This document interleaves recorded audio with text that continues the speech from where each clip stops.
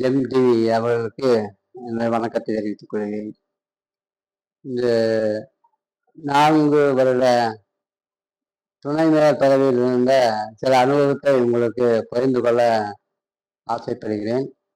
இந்த 4 வருட காலங்களில் 60 வார்டுகளிலும் செய்யாத வேலைகள் எல்லாம் செஞ்சிருக்கிறோம். நிறைய ஒவ்வொரு வார்டுக்கும் மினிமம் ஒரு 10 கோடி ரூபாய் மேல ஒதுக்கி இந்த வேலையெல்லாம் நடந்துச்சு. இது வரைக்கும் இந்த மாதிரி ஒரு வேலை எப்பவுமே நடந்ததில்லை. இந்த நானும் 4, 5, 6 பேர் தான் நாங்கள் இருக்கிறோம். இந்த மாதிரி ஒரு வேலை எப்பவுமே நாங்கள் நடந்ததாக நான் கேள்விப்பட்டதும் இல்லை, நடக்கவும் இல்லை. ஆனா இந்த டைம்ல உங்களுக்கு அந்த அளவுக்கு வேலைகள் எல்லாம் ஜரூரா நடந்திருக்குது. ஏன்னா மறுபடியும் என்னன்னா பூரா ரோடு பூரா 3500 மீட்டருக்கு ரோடு போட்டிருக்கிறோம். லைட்டு 4000, 6000, 12,000 லைட் போட்டிருக்கிறோம். எல்லாமே செஞ்சிருக்கிறோம். ஆனா இது என்னன்னா இப்ப மறுபடியும் இந்த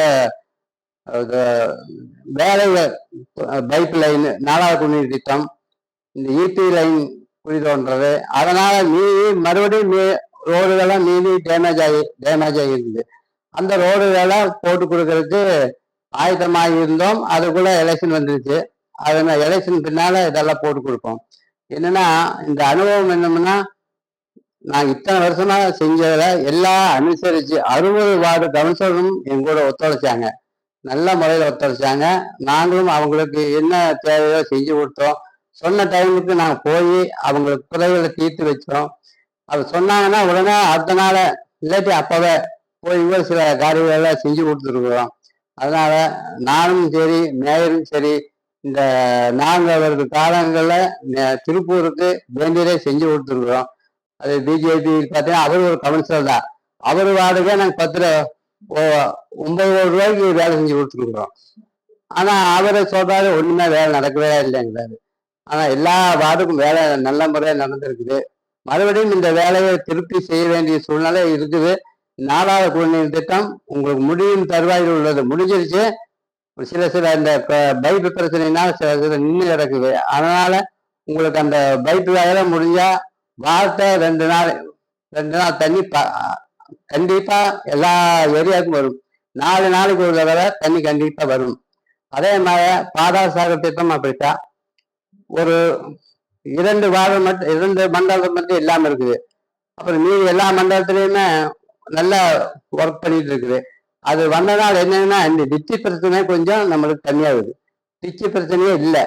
ஏன்னா தண்ணி எல்லா தண்ணியுமே அதில் போயிருது. பாதாள சாகர் போகிறதுனால டிச்சி பிரச்சனையே இருக்கிறதுல இந்த கொசு மற்றதெல்லாம் பிரச்சனை எல்லாம் கம்மியாயிருச்சு. உங்களுக்கு சில பக்கம் என்ன பண்ணிக்கிறாங்கன்னா, அவங்க ஜாயிண்ட் பண்ணவங்க தவறுதலாக அந்த கழுவி மட்டும் ஜாயிண்ட் பண்ணிட்டு இந்த தண்ணி எல்லாம் ஜாயிண்ட் பண்ணாமல் விட்டுட்டாங்க. அதனால சில டிச்சுகள்ல இன்னும் தண்ணி வந்துட்டு இருக்குது. அதையும் இந்த எலெக்ஷன் முடிஞ்சதுனால நின்று அதை பூராம நேர்த்தியா பூரா செஞ்சு முடிச்சிருவோம். இன்னும் எங்களுக்கு ஒரு 7-8 மாசம் டைம் இருக்குது. அந்த டைமுக்குள்ள இந்த 4வது குடிநீர் திட்டம், இந்த பாதாள சாக்கடை குறைகள், மற்ற எந்த குறை இருந்தாலும் தீர்த்துருவோம். அதே போல அனப்பாளையம் பாலம் அது நல்ல முயற்சி செஞ்சோம். நான் வந்து தனிப்பட்ட முறையில் போய் தனிப்பட்ட அவங்க பேசி எல்லாம் முடிச்சு 17 வருஷமா இன்னும் அந்த பாலத்தை ரெடி பண்ணி இந்த இதில் ஓப்பன் பண்ணாலும் கொண்டு வந்துட்டோம். அந்த அளவுக்கு வேலையெல்லாம் முடி தருவாயில் இருக்குது. அதே மாதிரி ஈஸ்வரன் கோயில் பாலம் அப்படித்தான். அதுவும் உங்களுக்கு ஒரு 3-4 மாசத்துல முடிஞ்சிடும். அதே மாதிரி வளர்மதி பாலம் இப்போ உங்களுக்கு வேலையெல்லாம் முடிஞ்சிருச்சு. அதுவும் எலெக்ஷன் டைம் தான். அதனால எலெக்ஷன் முடிஞ்சோடனே அதுவும் ஓப்பன் பண்ணி கொடுத்துருவோம். அதுபோல வீரபாண்டி இதுல ஒரு பாலம், சின்னக்கரை போற வழியில ஒரு பாலம், அது முடிஞ்சு வேலை முடிஞ்சு அது போக்குவரத்துக்கெல்லாம் நீக்கி விட்டுருக்குறோம். அதே போல இந்த பசுமை பூங்காங்கிறதுனால அதுக்கு நாங்கள் மாநகராட்சி முன்னுரிமை கொடுக்குறோம். எந்த தன்னார்வலர்கள் வந்தாலும் அவங்க அணுகி அவங்களுக்கு என்ன தேவையோ செஞ்சு கொடுத்து அவங்களுக்கு எல்லாத்துக்கும் நாங்கள் அவங்களுக்கு என்ன தேவையும் செஞ்சு அந்த மரம் வளர்க்கும் உதவிக்கு நாங்கள் நிறைய பேருதவியை செஞ்சு கொண்டு இருக்கிறோம். அதே போல இந்த சில விஷயங்கள்லாம் இன்னும் பெண்டிங் இருக்குது.